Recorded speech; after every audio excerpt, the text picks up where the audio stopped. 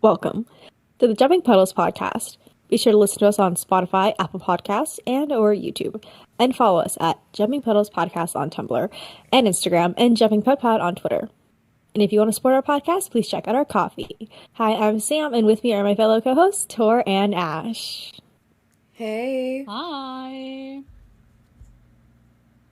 And today we are discussing episode 8, season 3, McKay and Mrs. Miller. Rodney McKay is reunited with his estranged sister back on Earth when her theoretical math proof is discovered by the SGC.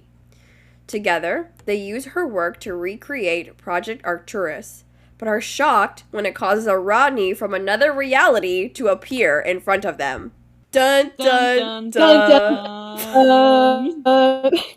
Well, that was my fault. I'll take the blame for that one. I messed up y'all's harmony. Well, this is an episode. Yep. It's kind of a weird one, right? Am I crazy in saying that? No, I don't think you're crazy. Because I feel like it's a bit, not that it's disjointed, but it's happening in a lot of places at once. We're on Earth, then we're on the Daedalus, then we're on Atlantis, so it kind of, and that's all just like the prologue to the episode, too. That's not even when the action starts. And I think the prologue to the episode or setting up the episode is actually like 20 minutes. Like, we don't actually see Rod appear until like 21 minutes into the episode. It was a little bit interesting in terms of pacing. Yeah, rewatching it, I was like, no, this isn't the episode with Rod, right? And like 20 minutes went by, and then he showed up, and I was like, oh, okay, this was the episode with Rod. I totally forgot that the first, 20 minutes are just set up. I like this episode. But now that you mention it, I always forget that this is the one with Rod. Probably because of like the first 20 minutes. But I always I remember that they're meeting, but I never like that Rodney and Jeannie, so the siblings, finally meet. I always forget like why and what they're trying to do, and that this leads to Rod appearing. But I think it's a fun episode. I think it's fun. I think it definitely, the best part about it is definitely like the Rodney and Jeannie relationship dynamic, I think. For Absolutely. sure. But I think as a Rodney episode, I don't know. I don't know how to feel about it as a solo Rodney episode. As a Rodney and Jeannie episode, yes.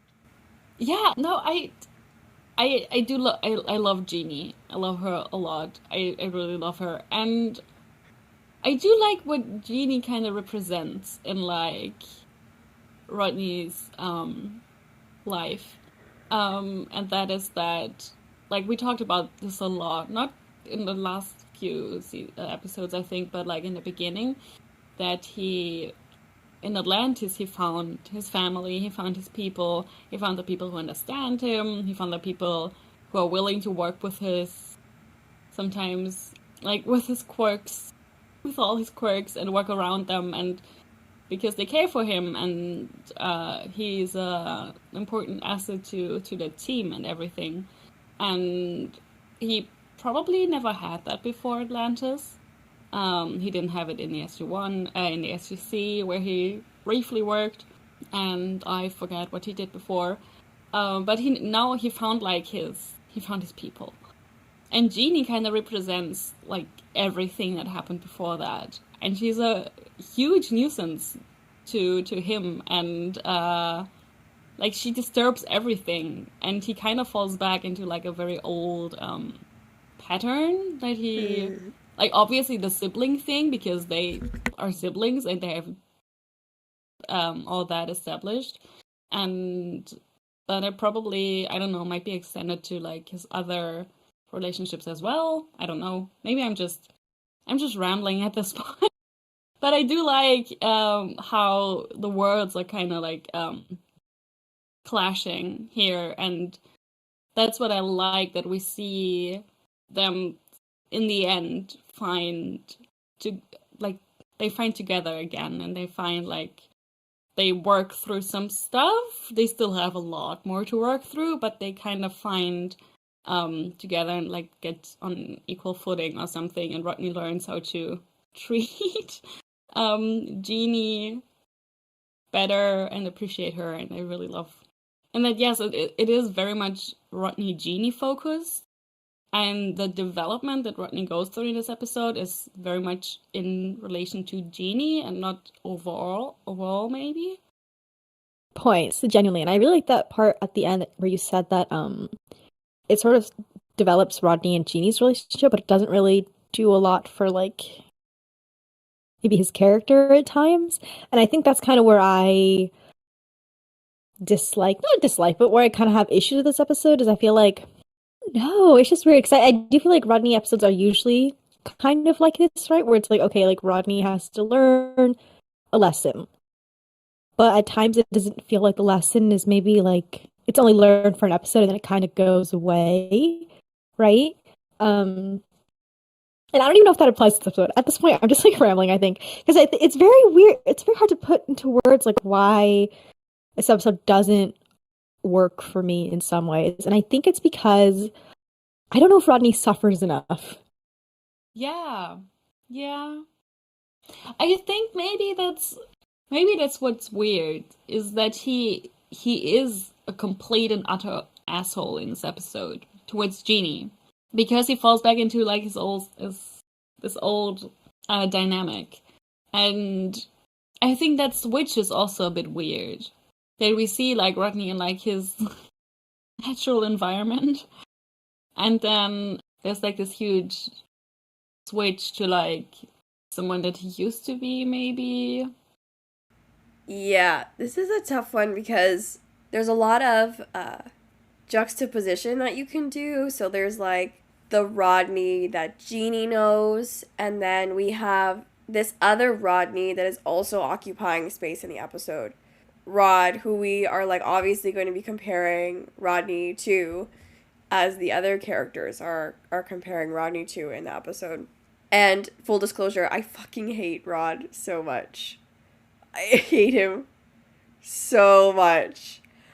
Yeah, so it's funny because I know that, like, objectively, Rodney is very asshole-ish towards his sister in this episode. And there are things that he comes to learn, but I'm constantly comparing him to Rod and being like, I hate Rod, and I love Rodney so much better in comparison because of the flaws. I'm not sure if that was, like, the point or not, but that was my takeaway. Let's just get into Rod then. What do you guys... Okay, so obviously Tor does not like Rod. May we know why? Please enlighten us. That's a good question. It's almost like... This is a weird comparison, but I guess it's almost like reading really out of character fan fiction for like your favorite character. It's so bizarre and jarring on one level, and then on the next level it's like, you're so boring, like you're just boring to me. Like, honestly, it feels as though in this alternate universe, I'm not sure if this is true, but like Rodney and John have sort of switched personalities, where I'm like fascinated by this alternate universe John that we only hear like 2 sentences about, whereas this like Rodney version of John I despise, but like I like John. So I'm confused about why that's the case. It's like they're writing John like people like, okay, no. They're writing John like how people interpret who John is. I think anybody... If that makes any sense. It's like what we say. I feel like Joe brings a lot to John's character that, like, if anybody else but Joe is playing John, I feel like John would be so bleh. So, insufferable. Yeah. So I think maybe that's a big part of it, too. Like, there's not, like, the quirkiness... Yeah, they're playing... Yeah. Mm-hmm. That goes along with it. I was gonna say, they're playing it very, like, straight man, sort of like, you know, the archetype, right? Sort of like the cool guy. Rod's the cool guy. You know, he's got the cool name, he's got the leather jacket, like he's just like the cooler version. And it does feel like they're trying to channel that John energy, but I think Yeah, they're missing the silly, they're missing the goofy. They're also missing like the self-deprecating nature of John Yeah. and like the hidden layer of like emo angst. I think it's really missing from Rod. So yeah, he comes off as yeah, just not very interesting, I think.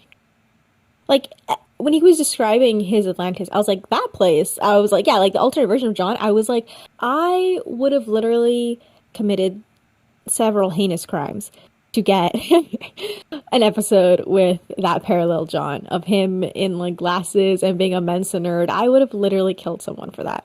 But then also getting the little information of about Taylor and how Taylor's very hard to talk to in Rodney's universe. And I was like, I'm so confused what would have happened to have made her that way, but I'm interested. You know, so all these parallel versions of the team that he was telling us, I was like, oh, this is so cool. I was like, you're just the least interesting one that apparently, and you're the one that we got to see, which is really unfortunate. I was just thinking, what if Rod was the only person in this alternate universe who's different and all the others are actually the same, but he just thinks of John as an ultimate nerd, and Taylor is actually easy to talk to, but he just doesn't know how to, or she just hates him. That's why she doesn't talk to him. But yes, you're right. It's kind of sad that we didn't get like the alternate, that we didn't get to see them, and we only got to see Rod. And I, for one, know why I don't like Rod. He's so condescending. Yeah. But he hides it better, I think. Like, I think in the beginning, you don't... Maybe, like, in the first scene, you don't notice it. But I think the moment the two Rodneys meet, it starts to seep through, and it just gets stronger and stronger and stronger until everyone realizes. And I think that's what I dislike about him, and because it's so sneaky, and he pretends to be cool and pretends to be like chill, and everybody gets around along with him. And on a surface level, that's the truth. But the moment you go a little bit deeper, it just doesn't work out, and he's just an asshole. That is so... Yes. You nailed him. I loved the way that you said that, because I feel like there is an honesty to Rodney's character, and I guess, yeah, it's really lacking. It's really lacking with Rod's.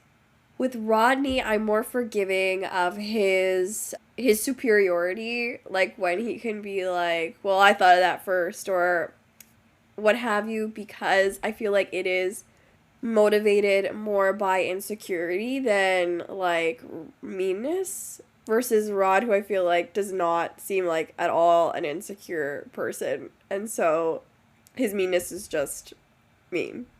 100%. I also feel like there's nothing else to really say about him. Like, he sucks. I guess we can move on from that. But I was gonna say, yeah, I'm really sad that it seemed like Atlantis was going to do more like parallel universe stuff, especially with like this whole ZPM and getting like this limitless like energy type of thing.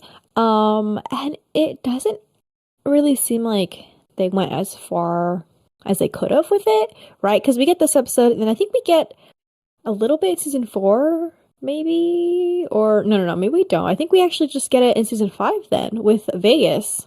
Oh, and there's the episode in the beginning of season 5, where they're in the dead list, yeah, and they're like, yes, and they're I like, have no memory of that episode. I just know the name, and I know that it's kind of parallel universe, but I don't know how and why. They just see themselves dead in the end or something, right? That's all I remember. I don't know if we ever... It's a bad episode, so you're fine. It's not interesting. It's when Atlantis is in its flop era already, so yeah. Fortunately. But yeah, so there really isn't a lot, but I feel like this would have been a really cool arc to really go into, especially with Atlantis. I think it just makes like narrative sense for this is where they should, or this is like the next step, right? Especially because, you know, maybe they already have enough ZPMs, or maybe they're still running out of ZPMs, and like they've already found the ones that are, left in the Pegasus galaxy. So what else do they have to do? Look to alternative sources of energy. So Yeah, it's kind of crazy too, the whole setup for this episode. This idea that they had of creating this energy using this proof. And Sam was trying to justify it by saying that, they were going to create these particles or whatever that were bad, and they were just going to shimmy them off to a parallel universe or an alternate universe that most likely wasn't inhabited. It was like a 1 in a billion chance that it was inhabited. I feel like even that is a little bit cruel. Like the idea that you're like, it's okay because like it's not us. Like imagine like another universe did that to like our guys in our universe. Like it's kind of crazy. And also, given the track record of SG1, they constantly find parallel universes where there are parallel versions of themselves. Yeah. Should have thought of that. yeah, we just never think things through, do we?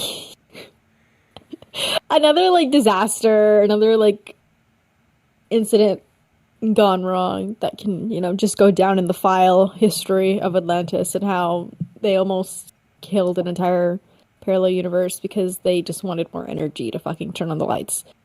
Well, like we had blowing up a star, we had destroying almost the whole solar system, but the universe? That's gotta be some kind of record. Yep. Speaking of Sam, how did we feel about her in this episode and the dynamic with the McKay siblings? No, I mean it's cool. I mean I like whenever we see Sam.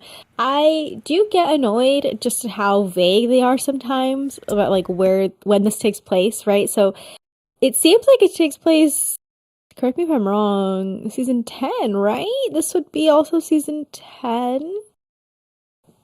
Because Atlanta season 1 started in season 8 of SG1. Yeah, so, but she doesn't even, I kind of wish she had name dropped like the Ori or just something that was, that's been going on with SG1. I don't like how vague they are sometimes. But no, I liked her. Obviously, this is just a little cameo ep, which is cool. I always despise Rodney and Sam scenes. That's just never gonna change, unfortunately. I mean, I think she was cool. I think it was fine. I don't know if there was much there about with her and Jeannie. Jeannie was just like get away from me, like government. And so it was nice to see her. That's what I'll say. Yeah, I was happy to see her. Another thing I always forget about this episode is that Sam shows up. But I was really happy to see her, and I was slightly less annoyed at the dynamic between Sam and Rodney because I felt like at this time it was a little bit more equal. Like he was still calling her weird names and trying to downplay her, but it was a little bit more on one level. And she was like, she clearly expressed like her annoyance at him, and I felt very one-sided and him just being a huge sexist, and it didn't feel that bad. Like it's definitely been worse. Yeah, and about her, Jeannie, I think similar to you, Sam, it was kind of fun how Jeannie was just like, no, I'm not gonna celebrate my rights to the US military just because this colonel person says so. So that was fun. Oh, and one thing that I really loved was is the scene where she's Skyping them basically, and they say sorry, and she kind of chuckles and was like, oh, you just said sorry in this cute Canadian way. And it's so funny because I remember from an interview with something that Domenika Tapping talked about, that she was, especially in the beginning of SG1, but I think actually all the way through, they often had to like retake a scene because she sounded too Canadian. So I thought that was kind of a fun thing to do and have her say in this situation. See, I have such sorry blindness because when I watch that scene over again, like they say sorry in unison and then she says sorry. I was like, that sounds the same to me. Doesn't that sound the same to everybody else? But I am just blind to it because I'm Canadian, so I think it's just the normal way to say sorry. To be fair, I actually think there were other times where I really noticed the actress who played Jeannie, like in her accent way more in other scenes than the sorry scene. I was like, oh, okay, it's not that bad. And then she would say something and I'd be like, oh, well, she's Canadian. Like, I will, don't worry, I haven't forgotten. Haven't forgotten, Queen. So yeah, no, I actually agree with you. I'm siding with the Canadian. I can vouch for it. I promise. I couldn't really hear that much of that scene either. Okay, good. But speaking of Jeannie, I kind of wanted to go back to what you were saying, Ash, about her politics, I guess. I thought it was so refreshing for her to be so, like, anti-military, anti-capitalist. Go Jeannie, yay. Where I think, like, Rodney's ideals are not aligned in the sense that he will just, like, go wherever the more interesting science is and not really care about the morals behind it. And where Jeannie is really concerned with, like, the real world consequences of what they do. And I really liked the opposing philosophies between them. Even, like, the way Rodney does science versus Jeannie doing science or math or whatever.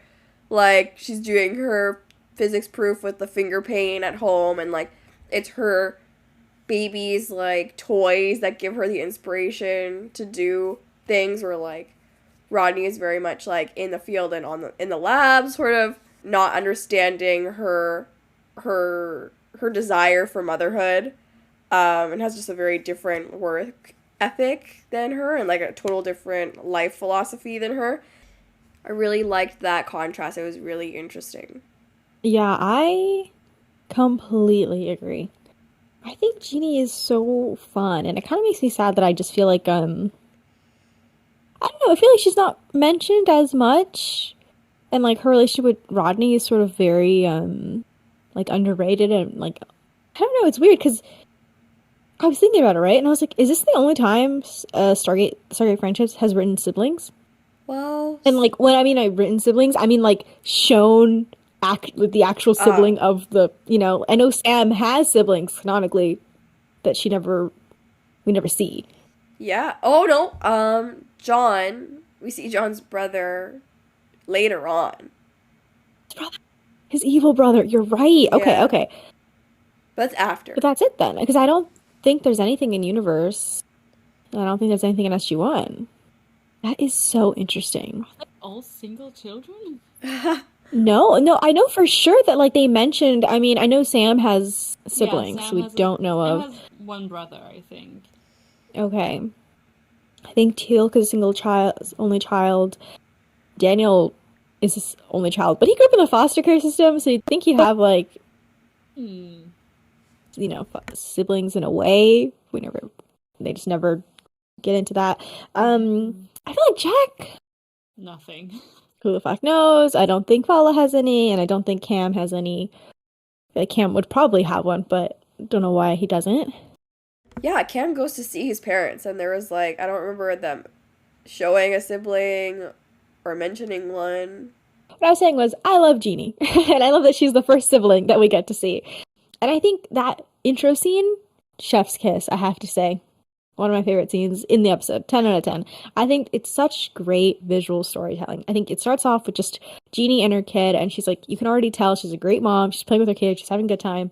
And then she gets that little spark of inspiration, and it just takes over, and you see her just unconventional and just, like, very eccentric, just almost like Rodney, and you can already draw the parallels, and she's, like, drawing with the finger paints and, like, figuring it out like that. And her husband gets home, and she's just like, hey, just in her zone, covering the whole house. I love that. And I love that she is a scientist.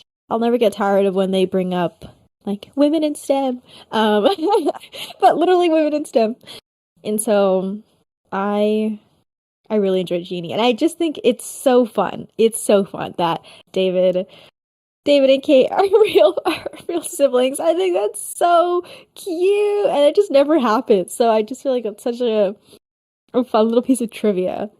Yeah, I love the fact that they're real life siblings, and I love the fact that they're like siblings in the show. I think it works perfectly. I think they felt so siblingy to me. Like, yes, awkward and tons of like terrible communication, but there was so much that I was like, oh yeah, they're siblings, and I like obviously they're actors and stuff, but still, I think maybe it's because like they knew already how to like how to play off the other person.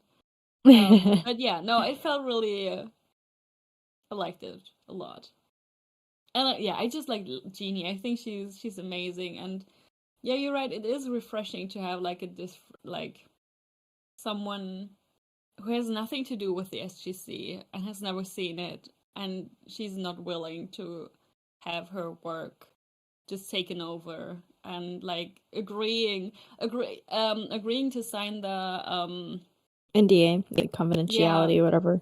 yeah, agreeing not agreeing to that blindly just because someone promised her something big. I think that's really, because we never see that. It's just like everybody already has signed it or just does it immediately. Yeah, I like that. And it's also nice to just, I don't know, she's a very, just a very different character to what we usually see. Like, she has a family. She's a mother. Her child is still a child. She's like 4 or something. And we see that, and she is in a loving, committed relationship, and it seems healthy. And it's just very different from like everything else in Stargate. No, I think it's perfect, and like they abduct her, but whatever. That scene, she's fighting with Rodney. She's like, I'm not gonna sign it, blah blah blah. And Rodney's just like, just trust me, okay? And grabs her hand and beams her up to the dead list. I completely forgot.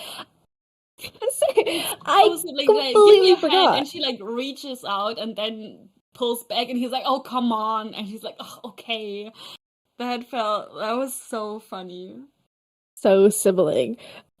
But no, I just forgot that scene existed, because then she gets beamed up to the top, and I was like, wait, what the hell? This is exactly what happens to Eli in SJU. I mean, down to the exact... I mean, he didn't really go on Jeannie's awesome rant about the US government, unfortunately. He was just like, I need to talk to my mom.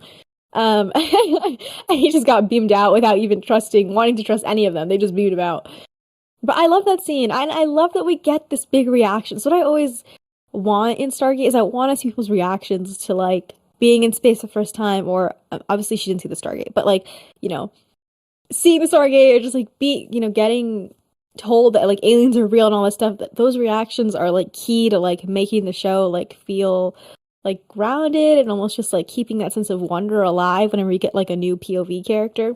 And so I love that scene so much, and her, like, just being like, give me a minute, like, I need to process everything. Fantastic. And also the way she then goes, so somewhere down there, my husband is giving my daughter a bath, is so cute, because it puts everything kind of in perspective. Like, both in, like, the ginormous scale and the very small. It's perfect. It's perfect. Also, there's, like, an ancient theme, I think, or, like, an ancient sounding type of song playing when Jeannie looks out the window in the dead list. I was like, yes. I was like standing in my room clapping. Just a gorgeous piece of music, and I think it's so perfect to play it at that moment. Can I just say, though, maybe we should dive into this very little more deep conversation than we usually do. And I think this is sort of where my original comments, where, like, Rodney doesn't suffer as much as he should, sort of comes from, is I think, let's talk about their fight, sort of, or the reason why they're estranged, right? Rodney was very critical of her getting pregnant and having a kid, And so he stopped talking to her. And obviously, he says it wasn't like I stopped talking, like I didn't want to stop talking to you. It's just like we lost contact, and he was obviously very busy in space. Okay, so I'll give him that credit a little. But I don't know, I kind of felt, and maybe I don't know, maybe I'm just reading too much into it, but it did kind of feel a little icky. I feel like I wanted him to kind of like apologize, because he was literally saying, he said it multiple times, where like, you're throwing your life away, basically. You're not doing enough with like your intellectual sort of side. And it was just sort of very dismissive, very like controlling almost, in a sense. Like she didn't do what he wanted. Yeah, so that felt kind of icky, and especially because the kid was so big. He was interacting with the kid, and I was like, those things are cute. I was like, his niece hugging him and being like, where's my present? He was like, is that what I'm supposed to do? Like, so cute. And I love David's like performance. Obviously, it's just always spectacular. But I'm kind of mad that he kind of gets away with it a little scot-free at the end. Like, John shows that video, and Jeannie's like, okay, yeah, like, we can sort of like start talking, and like things, she understands his point of view, but I feel like I don't know if he ever understood her point of view. Yeah, and I think especially the family angle, he never, I don't know if he wants to understand. I feel really bad for Jeannie in this episode, because of Rodney, because of how he treats her constantly. Also, the fact that he kept tabs on her for the last few years and kept checking if she like published anything, and treating us like, oh, she's out of the game. And yeah, he was checking on her, and yet he couldn't like write a simple "how you doing" text. Okay, yeah, true. And yeah, he has just zero sensibility to what this thing that he just told her is doing to her, and how it could affect her and her family, because like her family is important to him, and she doesn't just want to abandon them. And I thought the scene where she's like, oh, I can't go away for like 3 months because my daughter has a dance recital in like a week. I can't just go. And I was like, oh, who cares? Like, she's not gonna remember, or how good could she be? She's 4. It's like, Rodney, obviously, but that's not what it's about. And he keeps going on like that, and then when they work together because they need her help, he constantly shuts her down in front of everyone. He's constantly disrespecting her, and even what he said in the beginning, when he was like, "Oh, Dad would have wanted this," or "Our dad would have wanted that," I was like, "Okay, what? I want to know. I need more information about their dad now. What happened?" And he was like, "Oh, we can share credit and blah blah blah." And later on, Jeannie is like, she throws all that back in his face and was like, "Oh yeah," because like obviously doesn't want to share, and kind of mocks him and what he said earlier, and kind of reinforces like their whole dynamic, that like he was trying to convince her, but like all his persuasion tactics kind of turned out to be empty promises. And that's a really shitty thing to go through. Like, she decided to go and to help them out, but at what cost? Is it like in the end? Yes, it turned out okay, but she suffered a lot. Maybe going back to what you said, Sam, that Rodney didn't really suffer enough. It's mostly Jeannie who does the suffering. Yeah, my feelings on this are so complicated. There is a behind-the-scenes comment that they sort of made about why Rodney reacted the way he reacted when he found out Jeannie was pregnant in school. And basically, it was along the lines of that he felt that she had the potential to be more brilliant than him, and felt like she was giving that up, and giving up her contributions to science and to the world in order to have a family. And I think he just could not understand that. I think they just have very different worldviews, wants, desires out of life that did not match each other's at all.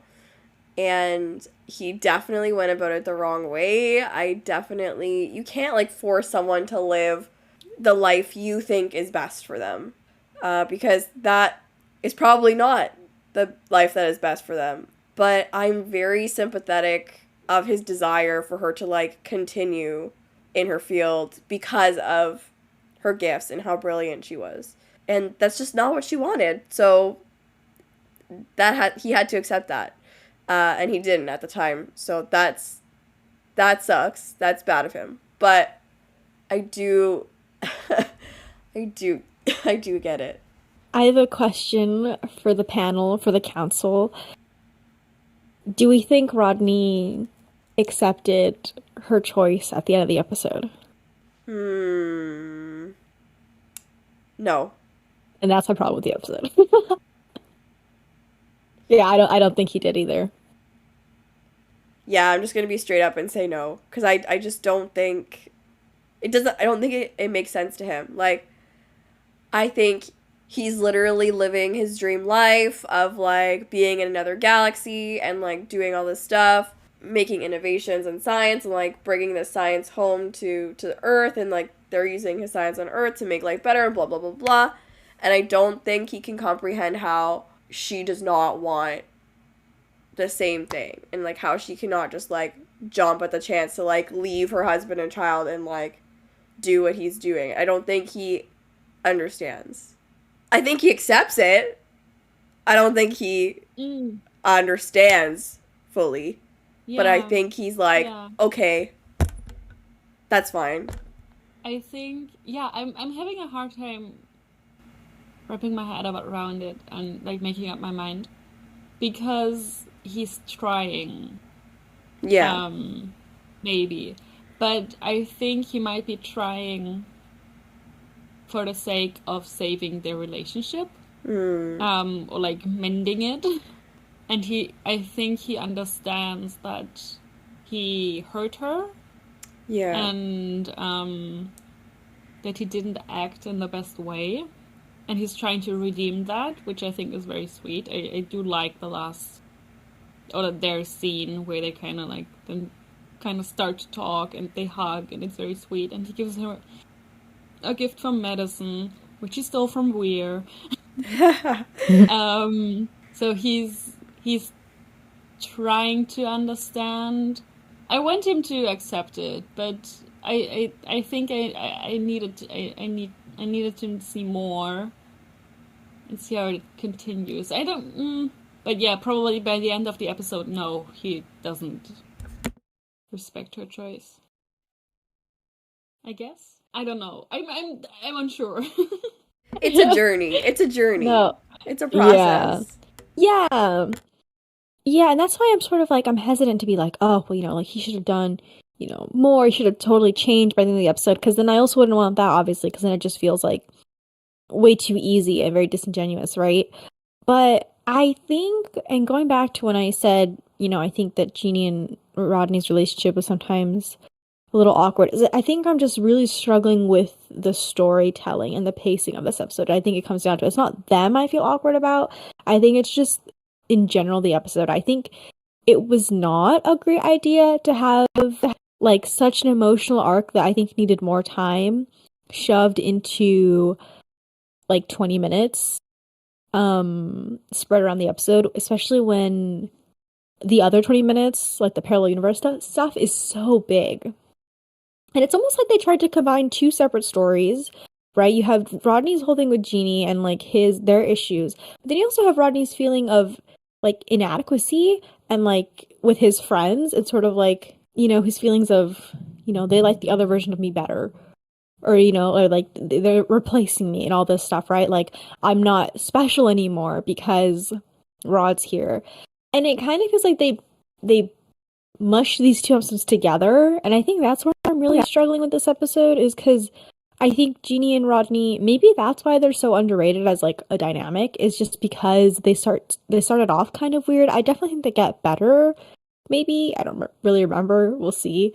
But I think this episode deserved to be just the Jeannie Rodney and none of the Rod. I mean, I understand why they thought Rod would be a great idea, because yes, it does tie in a way where, like, again, Jeannie is looking to Rod and being like, oh wow, like he's so great.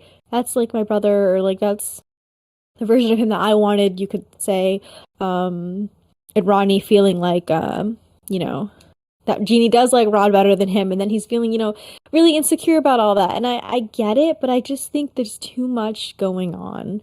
And I would have really liked to see just a Jeannie comes to Atlantis because they need help with something type of problem, and just spending more time on these two characters and figuring out their bond, and then having the Rod episode be something else. I totally agree. I don't have anything more to say, but I totally agree. Plus, if we got a separate Rod episode, we could have like expanded on the alternate universe a little bit more and maybe bring some more people over, or have like you could show both universes and how both sides deal with it. Type of thing. I was gonna say I would have brought the core four. I would have brought Ronan, John, Taylor, and Rod into this version of this universe. I think that would have been really fun to spend an entire episode, and then you can see, the differences between each and sort of where their paths diverge, and you can also see the similarities. Yeah, I think that would have been really fun. Yeah, I suppose in terms of Rodney, things do get a little bit confused. Like, the focus isn't solely on his relationship with Jeannie, because it also ends up involving, like, you're right, his feelings about his team as well. And so you're not focusing all the emotional energy on, like, that one person, or that one relationship. And there's something interesting about, like, Jeannie knowing Rodney and, like, growing up with Rodney and having not seen him for 4 years after he's gone through all the stuff for, like, 3 of them. Not really knowing this new him. Is he different? How has he changed? I thought that could have been an interesting thing to explore a little bit more, but the focus seems to be more on, like, the Rod comparison. So. Yeah. Oh my god, what you just said right now got me thinking so many fun ideas. I think that would have been so fun to sort of, maybe Jeannie is like, fine, I'll go with you to like Atlantis, whatever, but like she's very much like, this is still Rodney, like he's never gonna change. He hasn't changed at all. Like this is still the same, like my brother, that like literally didn't speak to me for 4 years. And I think it would have been so great to see an episode where like the layers come off and she starts to see like how he's changed, and how like being in Atlantis and how like leading people and being in charge of people and like all this new responsibility and like his love for his team has just like made him into someone different. And I think that would have been really fun, and then also at the end where he admits, hey, maybe I don't understand, but I accept like the path you've taken in life. That would have been so fun. Especially I was thinking, I don't know why my mind just went here first, but I was thinking like his relationships with Taylor and Elizabeth, and like that's definitely something that's really changed about him. I was also thinking that scene of him crying at the end of season 1 at therapy when Taylor sees him and she's like, oh my god, why you go to therapy? And I think it would have been so great if maybe Jeannie like runs to his room one day or like at night and just like really pissed. She's like, they're ready to fight about something, but when she knocks on something or something, she like sees Rodney's maybe been crying or some sort of emotional thing, and she's like, what's wrong? And he's like, oh, I was just thinking about, we had an accident a few months ago and this member of my team died, or just something to just deal with like the trauma that he's sort of been through with leading so many people and being in charge of so many people's lives. Would have just been peak. No. Yeah, I would have loved to have seen a few more scenes between Jeannie and the team, like one-on-one. Like Jeannie talking to Taylor, to Elizabeth, to John, like, and not just to make fun of Rodney, but like just talking to them, maybe like asking, because she saw something maybe that Rodney did, and she was like, hey, what was that about? What's happening here? I don't get this. And them kind of filling her in on the kind of person that he is now. Yes, and like with each talk with the team, she sort of like slowly starts to change her mind. Maybe again, she comes here just like fully like maybe her husband pushed her to come because she was like, no, he's the same, but he's never gonna change. And then she just starts to see different sides of him. I think that would have been really great. I agree. I also think, unfortunately, this is sort of another one of those episodes where you can sort of see that Rodney's a character insert or like a person insert. I don't know. I kind of just feel like he got away with it almost because maybe I'm reading too much into it, but I just feel like he got away with it in ways where he like you would think this would be like okay, like at least it would change something within him.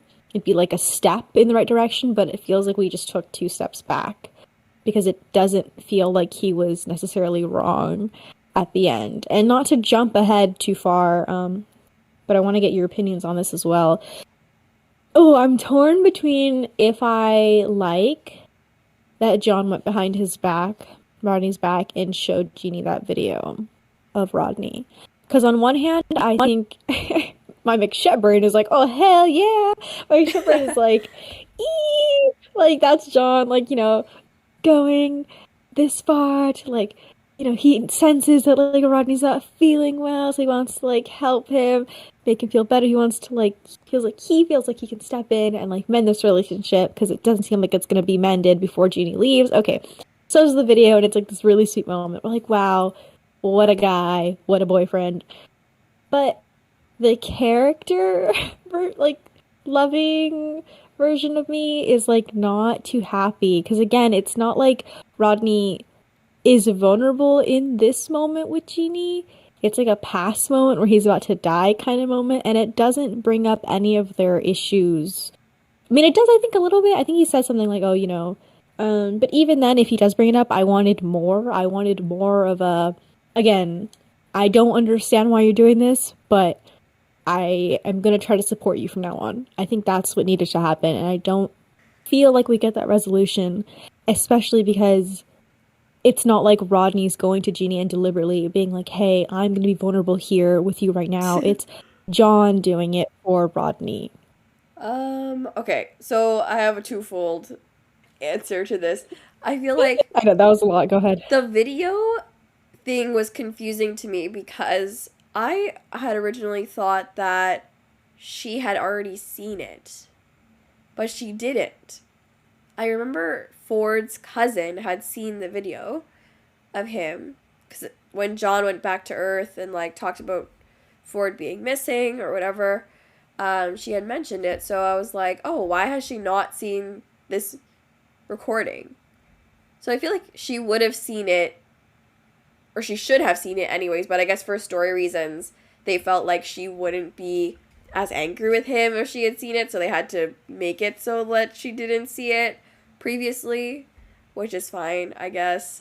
I think you hit the nail on the head in the sense that I'm doing a lot of digging, and it's a lot of, like, writer commentary and, like, implicit stuff I'm digging in order to justify, like, Rodney's behavior, but there is no, like, in-canon explanation for his behavior, and so that's what makes the reconciliation scene difficult in the sense that I sort of wish we had him explicitly saying, like, his frustrations about her choice, like, you could have been this, and that, and then you chose to be a mom instead, like, I don't understand, or, like, him being, like you said, like, having that conversation with her at the end, being like, okay, I get it, or I'm trying to, we just didn't get that. We're just kind of like, we have to dig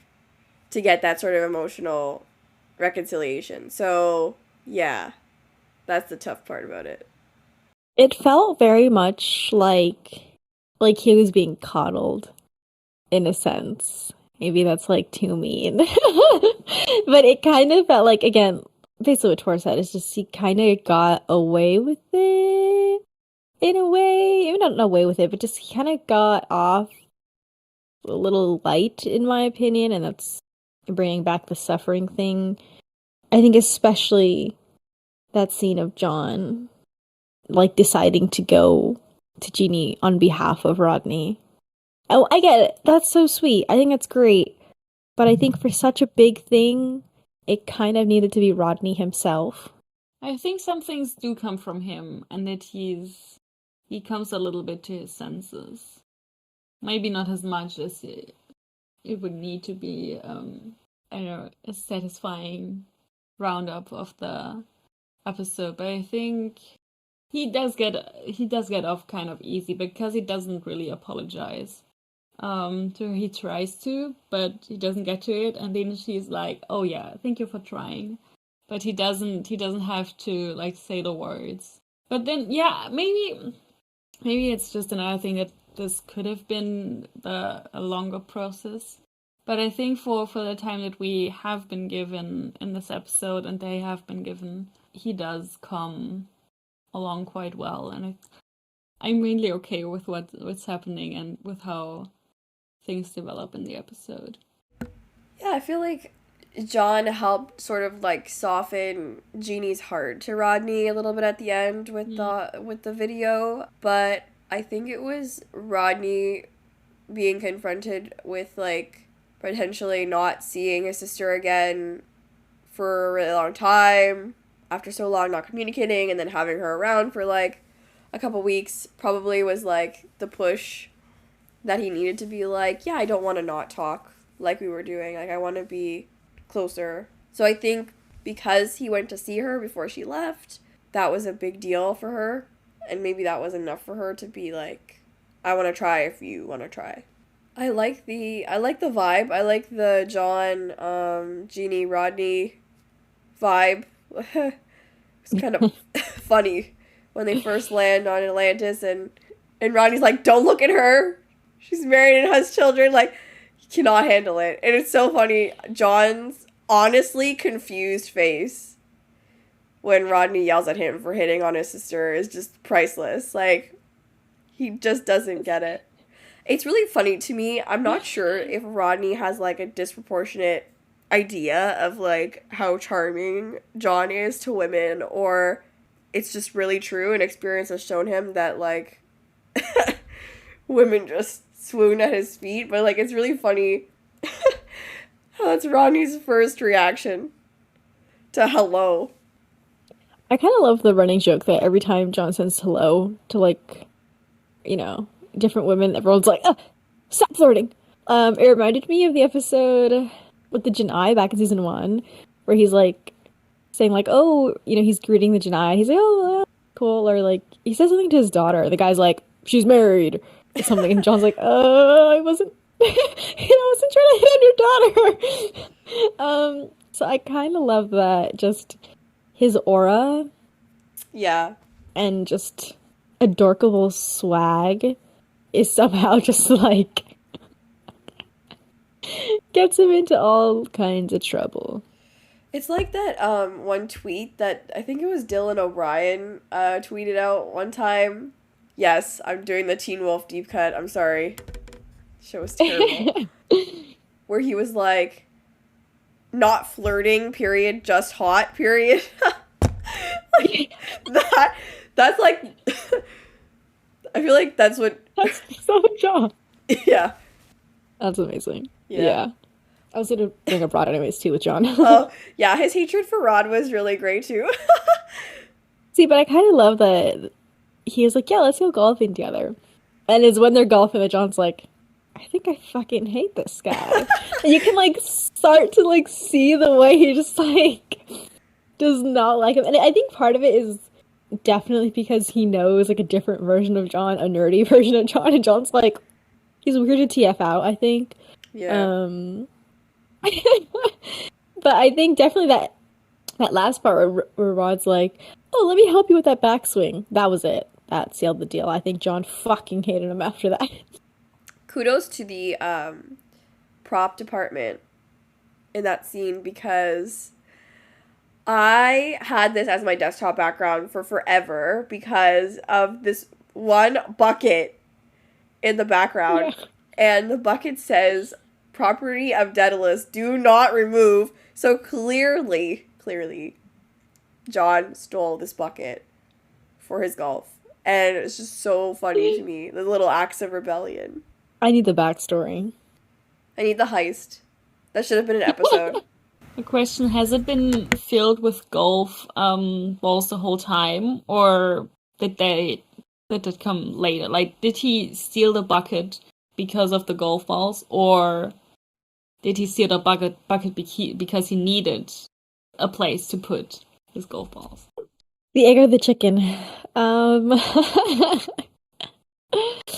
I think it's funnier if he stole it just because he was like, ooh, I put my golf balls in there. Before that, they were just lying around his room. Just Oh my everywhere. Oh my god. Tripping hazards. Oh, that would have been funny if Rodney came in the episode into John's room and immediately slid on a golf ball. Multiple people have been injured when entering John's quarters. And then John, like, Elizabeth has to sit him down. keeps it there on purpose to, like, deter people from coming into his room.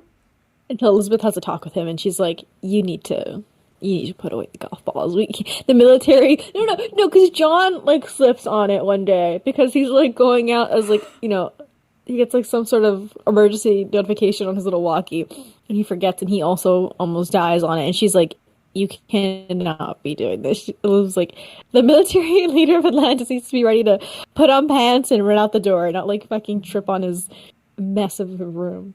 I also love the set design of John's room. I fucking love it. It's very John. His poster. Yeah. His board. It's so, like, Peter Pan, teenage man. It is so teenage man. Boy that never grew up. He has Yes! he has fucking posters on his wall. He has a fucking skateboard, and he's, like, cleaning his golf clubs. Like, okay, Peter Pan syndrome. Yeah, he's never escaping the Peter Pan allegations. Never. I do love that scene, though, of Rodney and John talking in John's room, where Rodney's just ranting, and John's, like, half listening, or pretending to half listen while he's cleaning his golf clubs, and he's like, I don't care what you do, really. And Rodney's like, all right, you're with me, right? And John's like, I'm literally not paying attention to you. It felt so, like, marriage coded, like, someone's ranting about their day, and you're, like, half listening, but then John goes behind his back to help and mend the relationship, which I think from John's perspective is just, like, really adorable, because I also think, like, given his sort of history and, you know, what we will eventually learn about his family, I think it's really sweet that he went so far as to go to Jeannie and show him the video and being like, hey, listen, he does care about you, it's just difficult. So from that side, it's good. I also really enjoyed Taylor's hatred for Rod at the end as well. It was really fun. It's so cute. I love that she just kicked him. Heck yeah. Like, he was teasing her, and she just, like, stamped on his foot or something. I was like, yeah. Oh, you want to know what's funny about that scene? So, it's one of my favorite team scenes. Like, so cute. The vibes are immaculate. I love seeing them laughing in the lunchroom together. But I feel like it was also an inside joke because Rachel actually married one of the Marine extras. Like, her husband was on Atlantis as a Marine extra. So, yeah. That might have been like a little...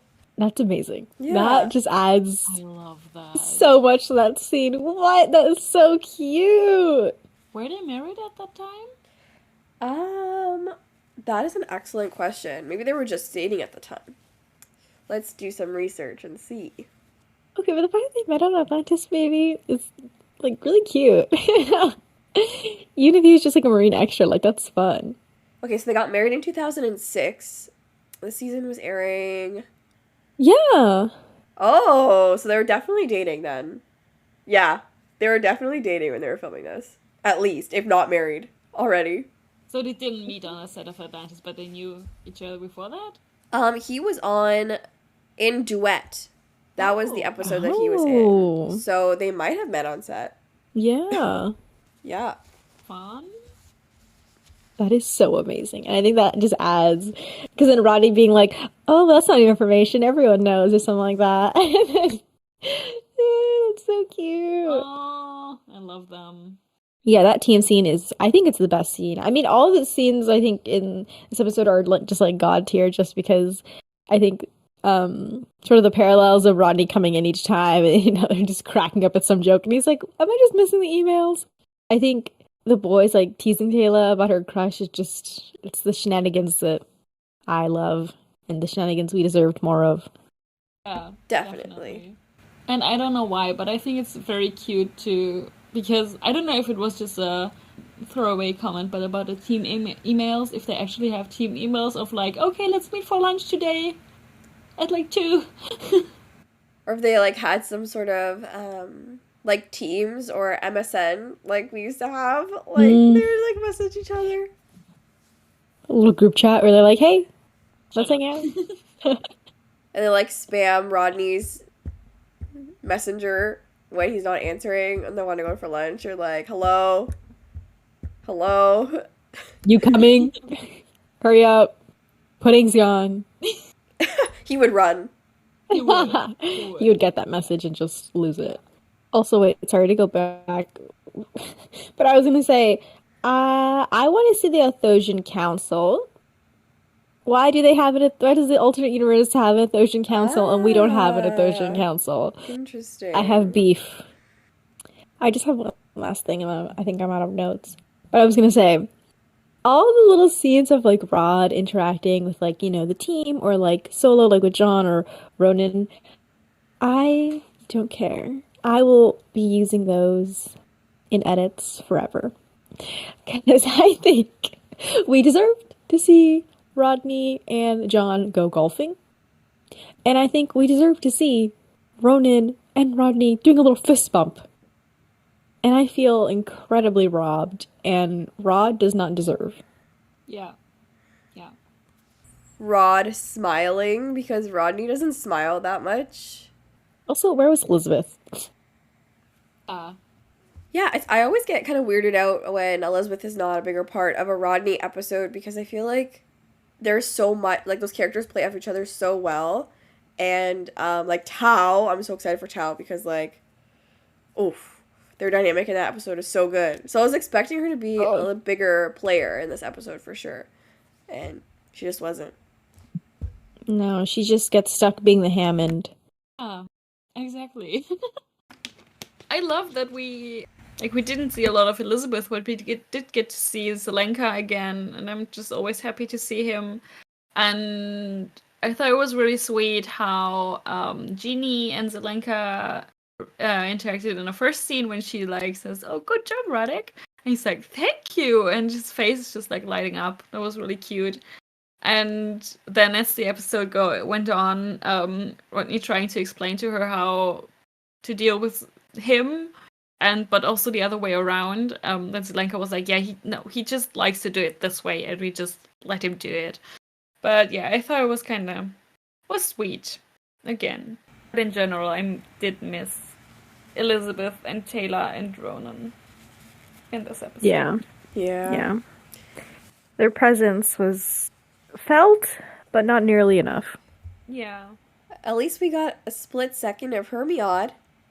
I love Hermiod. And he said, "Yay!" You know what? I wrote that down as like a quote, and I didn't remember what it meant. So I was just gonna ignore it in my notes. Thank you for bringing it up. Now I remember. That was very cute. It was so cute. I have some bad news for you guys, though. That is the last time we're gonna see him on Atlantis. What? Yeah. Are you kidding me? No. They can't do that to us. I know. I was devastated. That was nothing! Of all the people they got rid of in season 3, what the fuck? I know. Why? That is the most egregious. I think we need to start early to bring Hermiod back. Yep. And to retroactively insert him into this episode. Yes. Yeah. Just have him walking around in the I agree. background or throwing a yay or nay here and there. I agree. Why would they do that to us? Feels like a target against us Yeah. specifically. Definitely. I guess I because, feel like, like we're Hermiod's biggest fan club. we are. Yes. We need a t-shirt. Yes. The Asgard, like, we would have gotten more of him because we still have a little bit of the season left, over half the season left, but they took him away from us so early. How dare they? Too soon. Cruel, cruel. We can jump into the Bechdel test. Which Yay! Yeah. That's what happened when you have.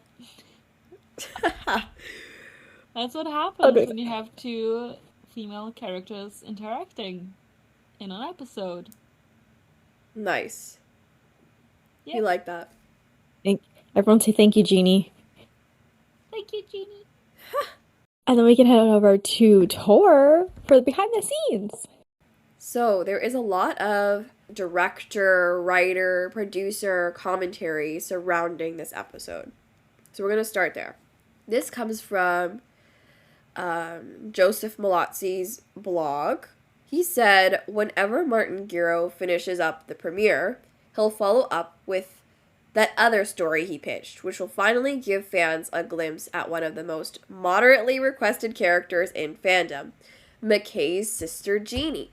So, this is like a historical artifact because I guess in terms of fandom, Jeannie was a point of interest. Like, people really wanted to, like, see her, know more about her, have her be on the show. Just so cool. And I'm very thankful to them because we got to see her on the show multiple times. We also have a little snippet from Martin Giro, who was the writer and producer of this episode. At a convention, he said, McKay and Mrs. Miller was difficult to write because for the first act and half, it's just McKay and his sister on Earth. But I'm really excited about that episode, and I hope you guys like it. So that was before the episode aired. They were at a convention in Vancouver in March. So another little piece of history there. So yeah, we kind of saw the pacing struggle a little bit in this episode. But Giro also said, too much in one app. It's an episode that I've been wanting to do for about a year now, and just haven't found the right door. It kind of came out of the fact that I was back in Toronto last summer, and I saw a play starring David Hewlett's sister, Kate, and she was spectacular. She's a phenomenal actress and had a lot of, dare I say, Hewlettisms about her. They have a great chemistry in real life. But after I saw the play this summer, I said, David, I've got to do an episode about your sister. That is so cute. I love the idea that he saw her and was like, wait a minute, let's just have her, or let's bring her on the show to play Rodney's sister. That is so great. I love that. Yeah, it's so cute. Jeannie's equally brilliant, let me put it that way. But she's kind of left the physics game. She got pregnant basically when she was in university and decided that being a mother was really important to her. She kind of put that part of her life on hold. McKay never forgave her for that. He felt that she was potentially more brilliant than even he was and feels like the contribution she could have made to humanity far outweighs going home and raising a kid. It's those two schools of thought meeting. It's about compromise. It's about accepting who your brother or sister is and trying to find some middle ground with them. It's a neat story about siblings. I have a brother and two sisters. It's less trouble than McKay's relationship with his sister, but I think there's something universal. It's kind of about family and pride. It's a funny episode. Funny? Yeah. It is funny. Yeah. Throw me for a loop there for a second. No, but I think it is funny. I think it has a kind of humor in a lot of, like the banter, for example, which sometimes is funny, sometimes it's not, or the scenes with Jeannie's family, like both with the kid and with the husband. I think are sometimes funny, like with the tofu chicken or whatever. Yeah. I think there's maybe especially in the first half, there's a lot of humor in it. So yeah, David Hewlett said, when we did Hot Zone, where McKay confesses that he has a sister, it had originally been written as a brother. And I said, look, just on the off chance, I've got a lot of sisters, and one of them happens to be an actress. I'm not saying you have to cast her, but just on the off chance, can I say sister? And they said, oh, that's a good idea. That's fine. Oh, wait, he has a lot of sisters? How many sisters does he have? I actually didn't know that. Oh, wow. Is he the only boy? I think so. Wow. I think one of That's the other funny. sisters is an artist. Yeah, he has 3. Kate Hewlett, Jenny Hewlett, and Moira Hewlett. Yeah, I think Wow. Laura is the artist, if I remember correctly. I think Kate posted something about her recently on Instagram. By the way, sorry, this is kind of topic, but Kate Hewlett is one of the nicest actors I've ever met. Wait, you met her? Yeah. Sure. 2019 in Telford, UK. Small convention, one of the best conventions I've been to, I think, but it doesn't exist anymore, unfortunately. She was amazing. I just loved everything about her, and she was really, really, really, really, really fucking sweet. And she sang. She had a friend with her, and they were like playing together. He was playing guitar, she was singing, and she sang a song where she wrote new lyrics to Solitary Man in Stargate, and then it was called Solitary Fan, and it was really fun. And I talked to her a lot actually, not a lot, but a little bit more than like I usually talk to people, and she was really fucking sweet. And I have a photo signed by her, and also she wrote a play a while ago, and she had it with her, and she gave me one and signed it as well, and I didn't have to pay for it. Aww. It was really sweet, because it was like the end of the convention. I was like, I have no fucking money, and she was just like grabbed one and signed it and gave it to me. I was like, okay, thank you. Oh, that's so sweet. Yeah, she's really... Oh, that's so great. Yeah, wow. I love that. Let's see. Oh, we have a quote from director Martin Wood. He said, I truly love working with David. When he's given the chance to sink his teeth into something meaty, he doesn't let go. In this case, David would have 9 or 10 pages of dialogue to do in a single day, and he'd come in and act his heart out. Kate was absolutely wonderful. She came in, and whenever her character and David's entered into an on-screen battle, it was a true brother-sister battle, and was classic. Kate has this thing she does to David, and I gather it's something she does quite naturally, where she hits him. She'll playfully hit him in the forehead with her hand. The first time I saw Kate, I said to her, you have to do that on camera. And she was like, do what? Kate didn't even realize that she'd hit her brother, and neither did David, because she does it so nonchalantly. Funnily enough, Kate's reaction is the same as David's, and that she's oblivious to what she's doing, and that's what makes it so amusing. What? So funny. What? That is peak siblingism. They're just bullying each other, and neither of them realizes it. It's just so instinctual. That's so sweet, especially like when you're older, still doing those little habits, and you don't even realize it, and then someone calls you out on it. It's like, oh wait, I do? That's really sweet. He does hit him a few times in the episode too. He continues on to say, McKay and Mrs. Miller was written by Martin Giro, and he spoke at length with David about how he felt the relationship between Rodney and Jeannie should play out. By doing so, Martin was able to emulate in his script the way that David grew up, as well as his real-life bond with Kate, and that really comes across in an honest way throughout the story.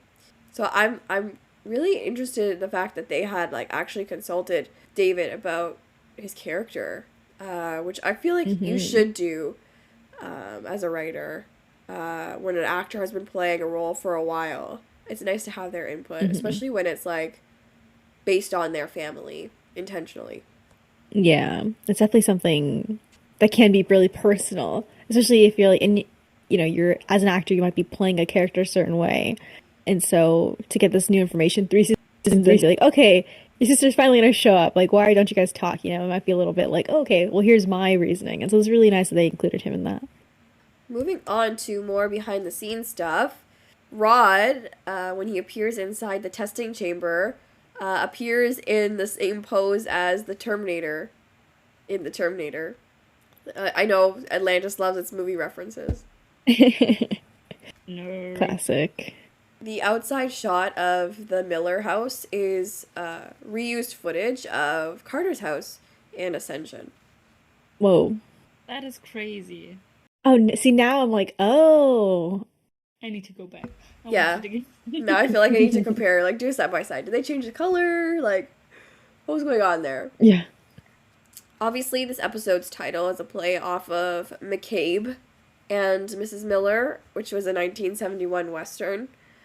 It does not follow the plot of this film at all. It was just the clever title that they used. I was gonna say Western. Interesting. I don't know if you guys caught this. I didn't when I was watching, but apparently before Rod leaves, he goes to Selenka and says in Czech, "Take care." Okay, I knew he said something in Czech. I just wasn't sure what. But that's really sweet. Okay, maybe I don't hate him that much. Maybe in the parallel universe he's dating Radek. Yeah. That's how he knows. Headcanon accepted. Because he didn't mention anything about Radek. That's true. Yeah, like I mentioned in the episode, when Sheppard says that Taylor has the hots for one of the new Marines, this may be referencing the fact that Rachel married stuntman Lloyd Bateman, who played a Marine in the episode Duet. In the alternate universe, Rod mentions that Jeannie has 3 kids, Madison, Bradley, and Robbie. The boys are probably a reference to the co-creators Brad Wright and Robert C. Cooper, of course. Oh, so cute. What? That is so funny. I thought it was really interesting that the French title for this episode was The War of the Geniuses. Iconic. Peak. That's so good. That is really funny. And it was nominated for Gemini for Best Writing in a Dramatic Series. Nice. Random, but nice. Oh, sure. What the hell? Sure. And, yeah, that's all I got. I know that was a lot, sorry. Yeah, that was really fun. I like when there's a lot to go through behind the scenes, and I love when there's like little details that, you know, just really, that can enhance an episode. Alrighty. And we can stay with Tor for the Fic Rec corner, which might be really interesting. Yeah, so, I'm just gonna say right off the bat, people up front, there is gonna be no Rod in the fics that I'm recommending, because, you know, I don't like him. But I do have some really good stuff. So the first is called Thicker Than Water by Julad. This fic is a very early on fic in fandom. I think it came out season 1, and it was inspired by Hot Zone. So this fic is technically josted by this episode. And if you're unfamiliar, jost is a term used to describe a fic that is no longer consistent with the canon of a show or media because there's new canon. So, obviously this fic was written before this episode aired, but Jeannie was mentioned when this fic was written. So, Jeannie, her and Rodney's history, and her children are different than what we see in the show. But I thought it was a really interesting interpretation that sprung from a very brief mention of her when Rodney thought he was dying. But in the fic, basically, Rodney's been writing papers on stuff that they've been doing in terms of, like, physics on Atlantis, and he's like, whatever is safe to share with the science community, he's sharing. So he's going back to Canada to not only, like, go through, like, the review process for his papers, but also spend some time with his sister. That, not only the Jeannie part of it, and because it's, like, a cool piece of fandom history, but also it's really fun to see how Rodney's science on Atlantis is, like, helping Earth and what that process looks like. Because we don't really get to see that so much on the show until the 5th season, and I don't want to talk about that episode until we get there. Oh, God. But anyway, then we have another fic. It's called Caleb Miller and the Green Knight by Martha. And this fic I chose because it is not first person, but it is written from Caleb's point of view. So it's really interesting. You get to kind of see what this dude is about, because we only see him for like 2 seconds in this episode. It's a little bit of Rodney and Caleb getting to know each other with a bunch of like English major nerdery thrown in. There's a lot of Caleb using literature as a way to connect to Rodney, who is so like anti-lit as like an academic stream. And he also kind of uses it to make sense of the larger world and help Madison make sense of the larger world as well. That sounds so cute. That sounds amazing. Oh my god. It's quite good. I enjoy it a lot. And yeah, I'm side-eyeing Rodney a little bit for bashing English. Yeah. Yeah. Just a little bit. Podcast listeners, if you have read a fic about Rod or the alternate universe that Rod comes from, and you think it's really good, and you want me to read it, you think it's going to change my mind on Rod, please send it to the podcast. I would be very interested to see. Yeah. Amazing. Holes. Wow. Very different communities on Instagram and Tumblr. Yeah.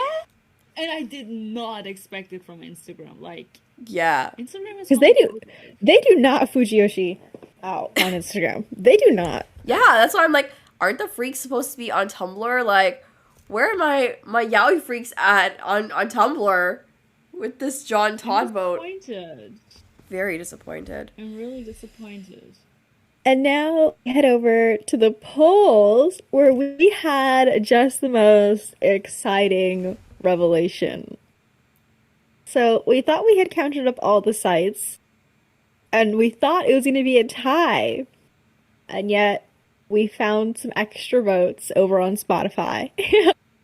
And it turns out the answer to the question, Todd/John, thoughts are yay, 51%, and nay, 49%. Todd, John, Sheppard! Rise up. Let me hear ya! We're here for you. We're your advocates now. We're on the front lines, fighting for the toxic yaoi. We're legally bound to by this poll. No. And it looks like we have some comments from Tumblr. Yeah, I think our Tumblr friends be happy to know that the poll went in their favor, because on Tumblr, yay was not winning. So we had some comments here. Yay, sweep. Let's go. In brackets, delusional. Another person said, the ratio of votes in this poll is a tragedy.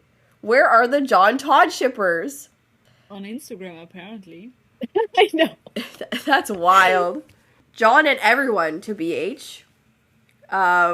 Said someone. Yes. What the hell? John Todd forever.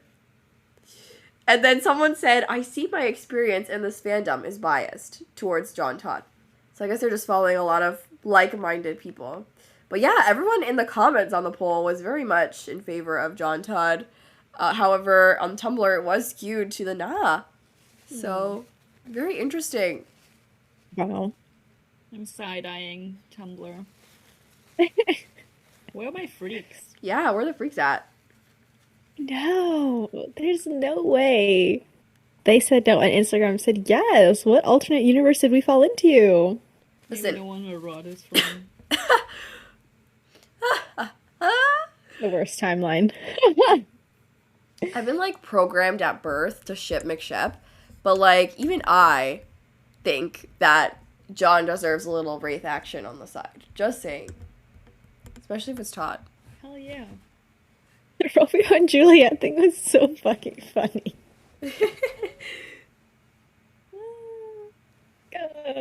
It's so good. But I need a West Side Story type of fic with Todd and Sean. Ha! Yes. I was gonna say, but in this case, they kill each other, but I guess. It kind of works.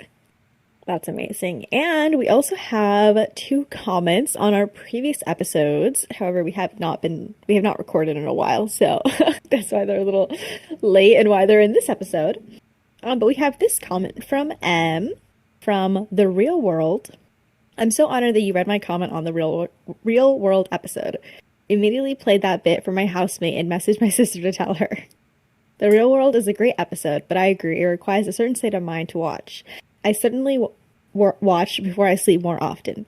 I'm very excited about the next podcast episode coming after the bonus-sode, which I also loved, as I'm a big Shep fan. Ah, yes. We are like-minded. Also very honored. I know, you're honored, we're honored. What? Yeah. We're getting comments. Oh no, podcast that people listen to. Yeah, we all extremely grateful, and thank you so much for the comments and just keeping up with our podcast, because we got another comment on our bonus-sode, which was, bonus-sode, yay! Love this movie. Completely agree that Skara is the heart, and that Sharae, though awesome, is problematic. I feel that watching the movie makes the events of SG-1 more tragic, but also makes you realize just how quick Daniel got over losing his wife. Damn. I think you nailed it. Sad.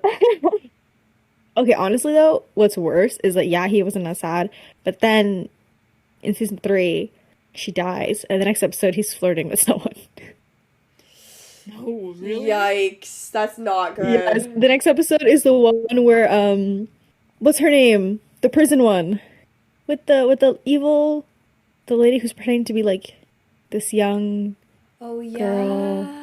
And then she, like, poisoned, like, a bunch of worlds or whatever. Yeah, I don't remember her name, though. Wait, is it the first or the second episode with that? With the woman? I think it's the first one. I think it's the first one. Oh, yeah, the Destroyer of the Worlds. Yes, yeah, that whole thing. Yeah. Yeah, so Sharae dies, and he's flirting with that woman the next episode. Yay! Yeah, Daniel, Sharae, my queen, you deserved better. She did. She definitely did. Once again, thank you for your comment, and everyone can comment, actually. Everyone listen to this. You're free to comment. We'll read your comment on the air. But yeah, and I guess that means we can head to the rating. And I think I can go first, actually. I liked aspects of this episode a lot. What this episode does to sort of prop up the Jeannie and Rodney dynamic is great, especially the episodes that are coming. I'm thinking specifically the Shrine. I love Jeannie and Rodney's relationship in that episode, and so I think it's definitely because they built their relationship up in this episode, even though it was a little shaky at times. I love the team scene so freaking much, and that's kind of it, I think. There are only like a few positives, and everything else is just kind of eh. But yeah, I think I'm pretty happy with the 7 out of 10. I think it's a run of the mill, maybe even a 6.5, but it's just an average episode with some slightly good things, and then that's kind of it. I guess I can go next. I liked this episode a lot for some reason. I think it's I just enjoy it a lot. I like Jeannie. I like her interacting with the people she gets to interact to in this episode. I like the new angle that she kind of brings into the show, and obviously in this episode especially, and to Rodney. I do love their relationship and how it develops. I love the team as well. I love Sam's cameo. I think just overall, I enjoy it a lot. I think it's funny. So I think I'm gonna give it an 8.5. Let's see. Yeah, I really like this episode because I feel like they had the opportunity to really run with this concept because of David's in real life family situation. And they really went for it. I really like Jeannie as a character, and how her sort of ways of thinking are really in contrast to Rodney, and it makes him a more interesting character to think about.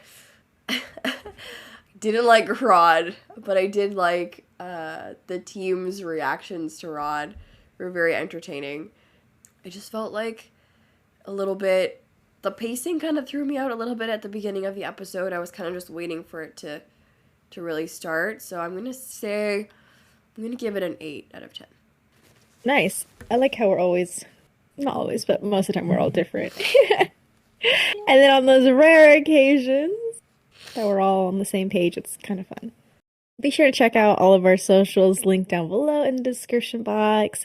We have our Jumping Puddles socials where you can see when we drop new episodes, and you can also vote on polls over on our Jumping Puddles social media accounts. Jesus Christ. And then you can also follow us at our personal socials linked down below as well, so you can see what we're up to and what fandoms we're currently in nowadays. And thanks for hanging out with us today. Bye. Bye.